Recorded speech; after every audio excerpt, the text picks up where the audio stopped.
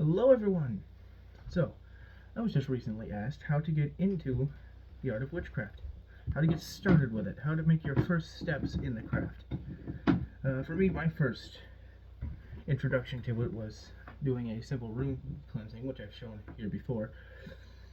But if you want to get into the art of witchcraft like I do it, you're going to need like 3 things, maybe 3, maybe 4 things.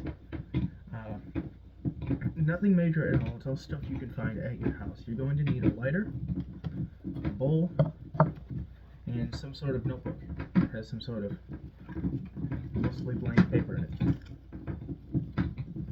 Now, can you quiet down? Bernie! Hey, I'm doing a video, man.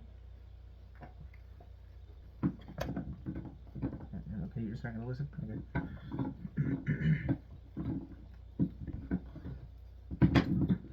So, Jesus, dog, shut up. Please. Think. Okay. So, the bowl that you use should preferably be something relatively thick and something that's heat resistant. So if you've got, if you want to use some clear Tupperware that says microwave safe on it, you can. I just recommend you don't do too many things with it at once as far as burning stuff in it goes, because it will melt through at some point.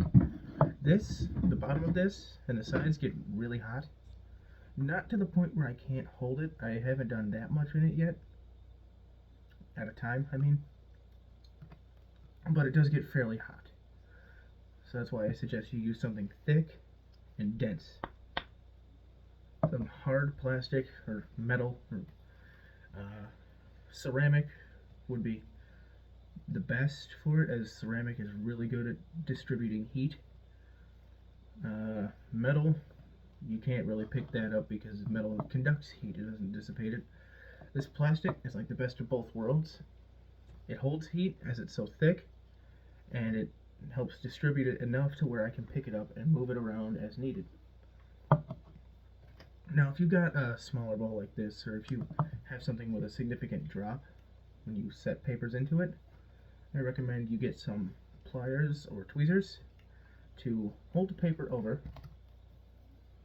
while you light it.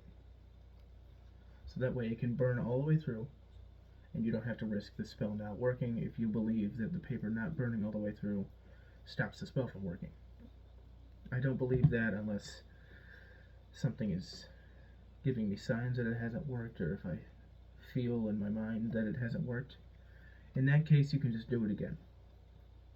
Now, I'm just going to do a quick demonstration here of how I do my spell work.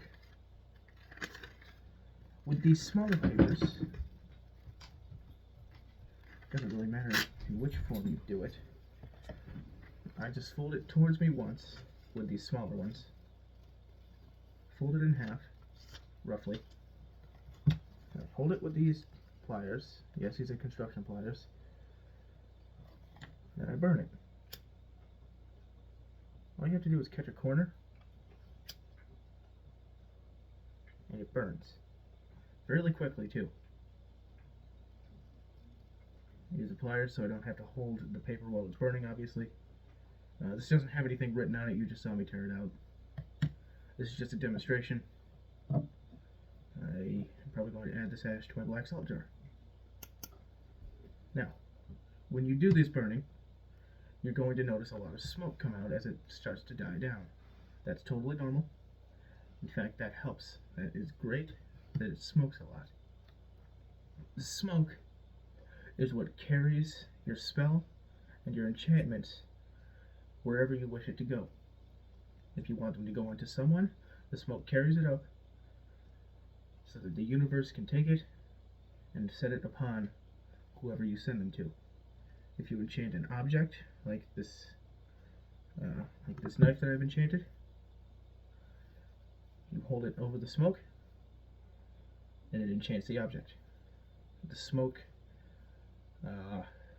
what's the phrasing I can use here? The smoke wraps around the object and forms a protective barrier. at least spiritually. It won't stop it from getting broken in half if you drop it or if you snap the blade in any way, in this case, but it will protect it spiritually from energies and evil and such. Now you will also need a pen or a pencil. You can write in a color that corresponds with your intentions. It's not necessary to do that. It just, if you feel like that might help a little, you can go ahead and pick up a set of colored pencils. Now, some stuff that you will need to know. One thing you will need to know is that you now have a very, very powerful thing in your hands. This can be used for good, and it can be used for bad. I mostly use it for good. The only time you should use this for bad is if you have a very good reason. Being reckless with this art and this craft will get you nowhere but hurt. Some things you're going to need to know are some basic runes if you want to do enchantments, cleansing, and protection. Here's a book of these. I will upload them in a short.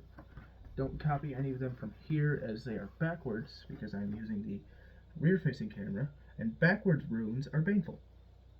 You should never use them if you intend to do something to yourself or to your space.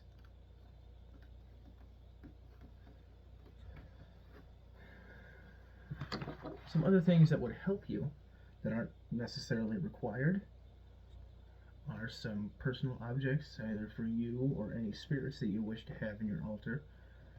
I have 2 sets of ashes here. One is my grandmother's and one is another relative of mine.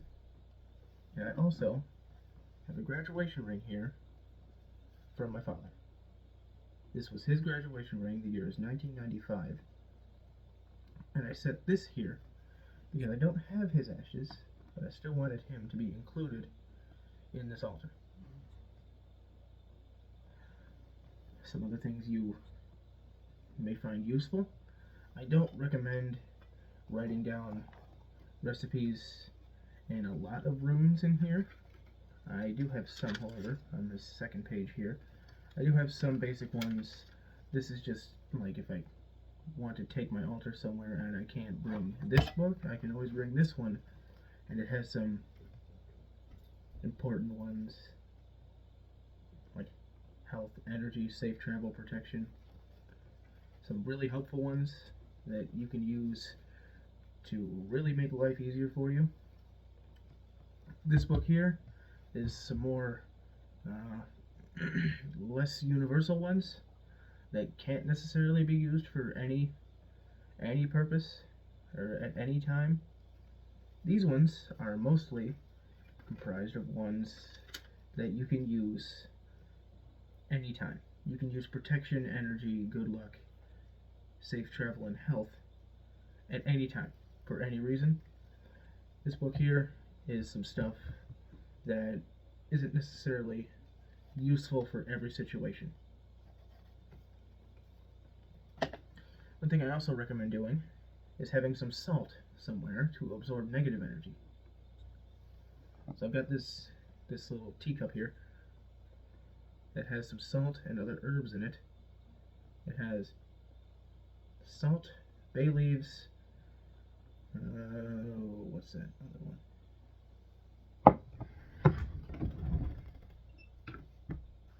There's some salt, bay leaves, basil, and cinnamon. Or not cinnamon, what is this stuff? I'm not good with spices. Chili powder. It has bay leaves, chili powder, salt, and basil. All of them have their own purposes. The basil and the bay leaves, as well as the salt, are used as protective spices and herbs. The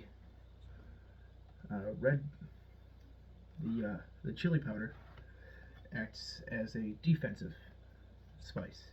so that anyone that interferes with your wards or your altar or anything within it will be burned and basically taught a lesson about why not to mess with enchanted stuff.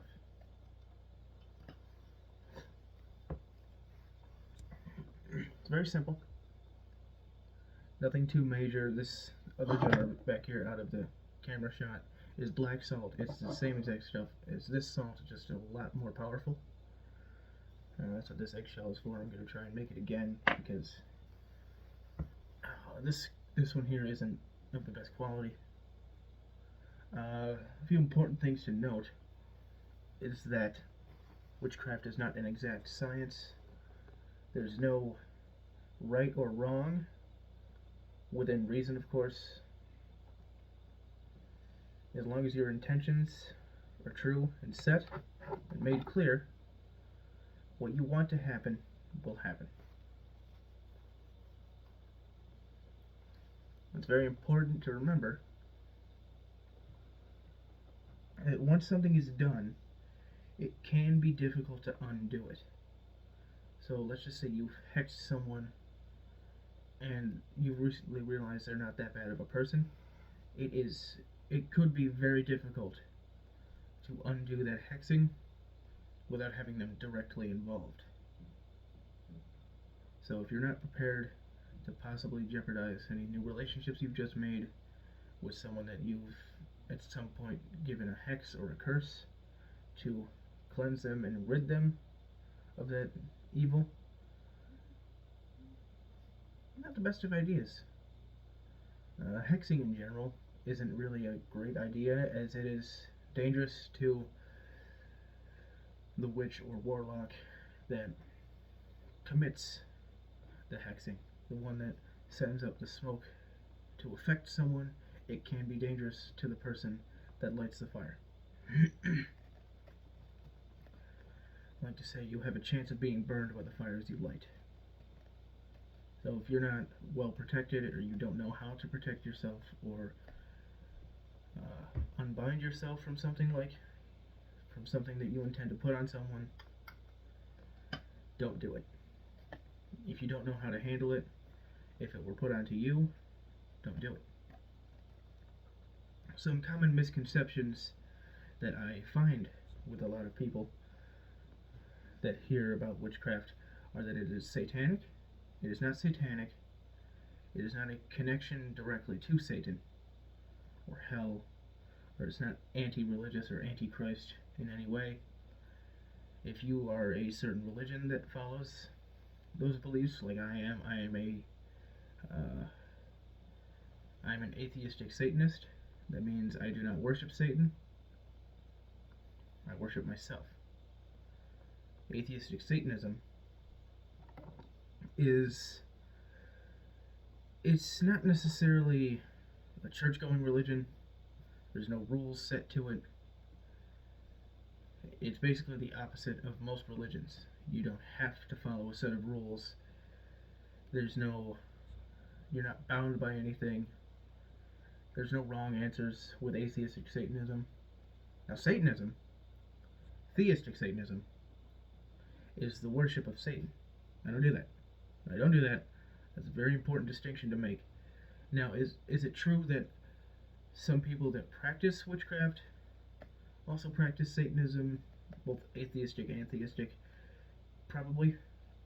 I know a witch that does practice atheistic Satanism. It won't send you to hell, right? At least not the biblical version of hell. You're not going to be tormented for all of eternity for doing this. It's not like the Salem witch trials. You're not going to be hung by the neck for doing this. You can do whatever you want. No one can stop you. If anyone tells you that you're wrong for doing this, just keep in your mind that this is the path that you've chosen for yourself. No one else can take it from you, and no one can make you stop. There are ways to do this if your altar, your burning, gets messed up somehow. Like if someone comes in and removes all of it because they don't believe in your practices, one, they are fucked. But two, there are ways to do this without burning anything and without having a massive altar like this. This isn't a big altar by any means, this is actually quite small. There are ways to do this that are not necessarily recognized as much or not thought about as much. You can do this just by calling out to the universe or whatever gods or deities you wish to use to help you and saying that they've done something for you. Your phrasing, however, is very important, and certain spells and rituals it is important to be specific in what you want. You have to know exactly what you want to happen, or else other things may happen that you didn't see coming. Like, yeah, you'll get the effect that you wanted, but it might come at the cost of something else that you don't want happening. Like, if you want someone to not go somewhere, you can say that they do not go to this place. That will happen. They won't go there, but they might be sent somewhere else. It's also somewhere you don't want them to go, but you did get what you wanted. They're not going to that place. You got what you asked for and what you wished for, but it comes at a bit of a cost. Oh, some other things that are important are, let's see. Oh, respecting the deities and universe that you use in order to help you carry out this, whatever you're doing, is also something that is very important in this. It cannot be overlooked, it cannot be skipped. At the end of every ritual, I thank the universe and any spirits that have helped me for whatever they've done. Any ritual. Whether it be something small or something larger. It could be something as small as cleansing or enchanting something. Something as simple and easy to do as that, or it could be something as complex as cleansing an entire house, or an entire area, or another person or a group of people, or banishing negative and evil energies. No matter what it is that you've done, always thank the universe and always thank any spirits that you've either called out for or that you know are in the altar and in the room and willing to help. If you don't do that, I can't say for certain what happens because I've never tried, and I don't intend to, but it could be something as simple as your spells and enchantments might stop working, your protective wards might wear off, or it could be something as terrible as like a hexing. You get cursed by the universe. That is not a good thing to have happen. Trust me, nobody wants that. Something else that is important to understand is that you do not have to be perfect with this. It is okay to mess up. It is okay to make mistakes when you first get started. Everyone does. I've made mistakes during this. What is important, though, that you cannot forget when you make a mistake is to try again. You have to try whatever you were intending to do again, and if you feel that you've worded something wrong and the effects were placed upon you or someone else, you have to call out to the universe again and basically tell them these effects do not have any power anymore. They do not have any power, they never have. If you think that this is going to annoy the universe in any way, it probably won't. Because I have done it only once so far, because normally when I mess up, it's just drawing the runes, and that doesn't do anything if you don't intend for it to do anything. I always intend for the runes to do something once I've got them drawn. I have messed up drawing them several times. I have torn out pieces of paper and thrown them directly in the garbage because I've messed them up. As long as they held no attachments and no intentions, nothing bad will happen. Your spells won't get affected in any way. You won't get affected in any way. If you feel like you have been affected in any way, stop what you're doing cleanse the entire space and cleanse yourself. I have a video on that on my channel if you want to go watch it.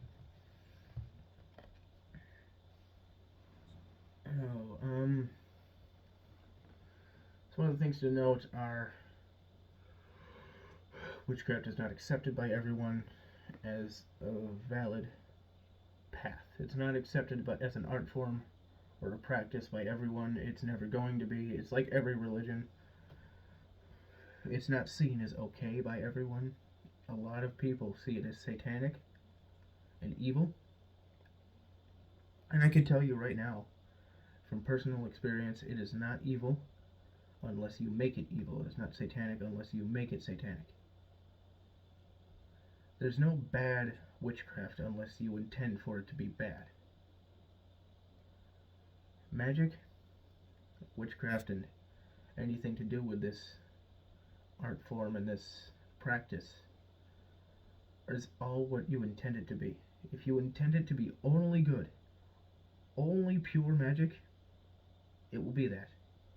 If you intend for it to be dark magic, bad magic, and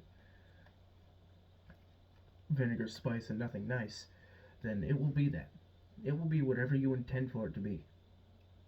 Whatever you are using it for in the moment is what it is. So let's say that you use it for helping someone out one day. You help someone feel loved and appreciated. You relieve them of any stress that they've been feeling recently, and you banish negative energies from them. That is helpful. That is purely helpful. Now the next day, or even 5 minutes after this, if you want to use it for making someone's day the worst you possibly can, you can make their life as bad as you can possibly conceive. If you intend for it to be that, that's what it's going to be. It's not set in stone what witchcraft is as far as good or bad, light or dark. It's whatever you make it. It's whatever you make it. It's like you. You are whatever you make yourself. Witchcraft is whatever you make it. I'm not saying this to scare anyone away from it, or to scare anyone away from any witches that they know. I will, however, say don't piss off any witches to a serious degree. They can fuck you up beyond reasonable belief. Foobar, if you will.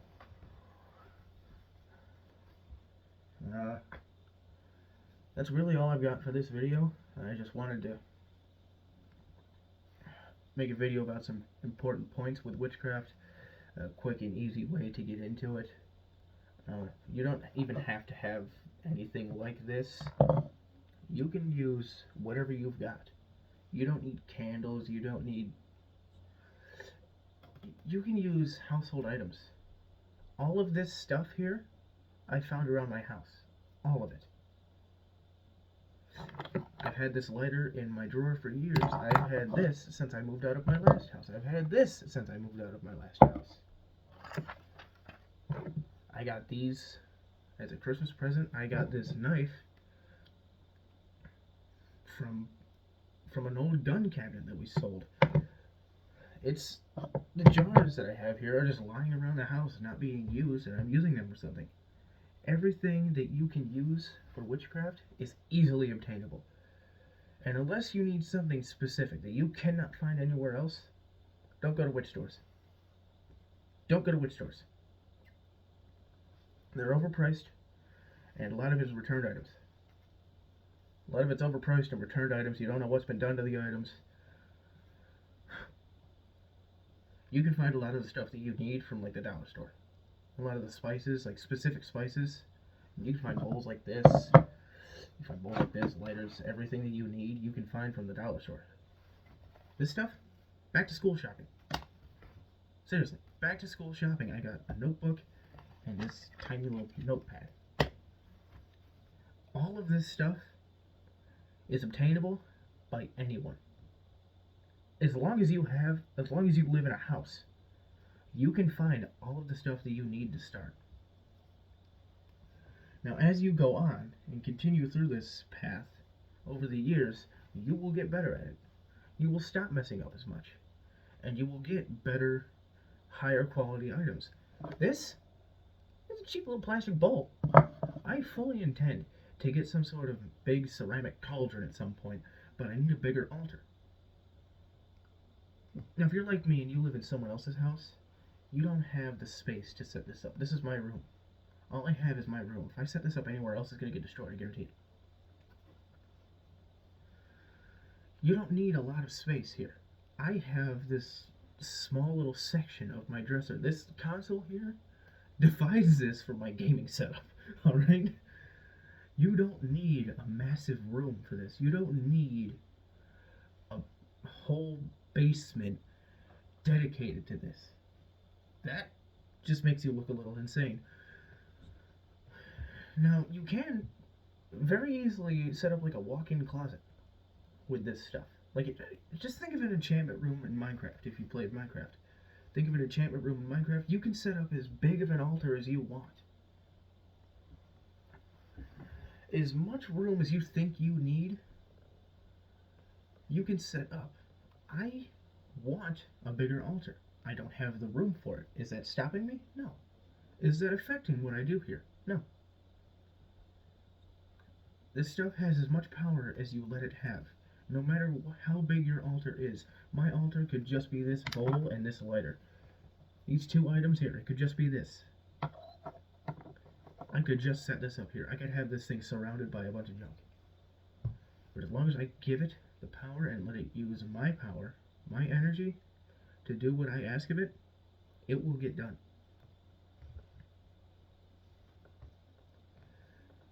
Anyways, thank you for watching this video. I'm not doing anything. I didn't do anything in this video. If you skipped ahead in any parts, you haven't missed anything.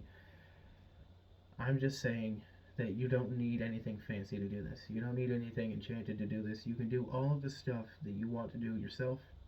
You don't have to buy stuff pre-enchanted. In fact, I think it's better if you do it yourself so that you know exactly what's been done to it. Anyways, have a nice night, everyone. See you in the next video. Peace, love, and hail Satan. I'm kidding.